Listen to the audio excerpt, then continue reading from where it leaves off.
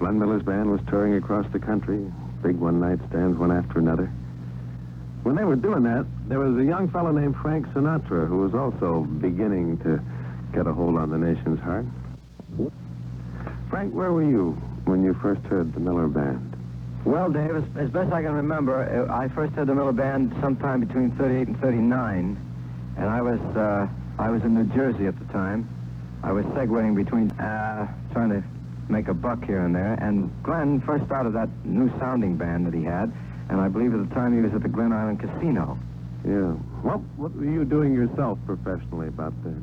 Professionally, I use the word loosely. I was working in a place called the Rustic Cabin. It was a little saloon on the Route 9W in New Jersey, just beyond the George Washington Bridge. Yeah, it's still there. Where we had a good look at the Riviera, where all the big stars were working.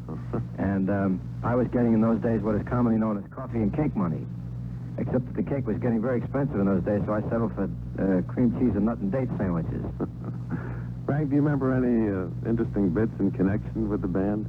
The first time I heard the Glenn Miller Band, I walked up to him and I said, "Glenn, I want a job." I really did. But he was busy hiring Ray Everly at the time. And he said, "Don't call me, I'll call you." In essence, I mean, not seriously, but I did get to meet Glenn quite early in my career, and we became great friends, as a matter of fact. And there was no particular incident, really, that too exciting, except that every time I heard the band, I got a big boot out of it. And I still do when I hear some of the records that they made in those days. Amen.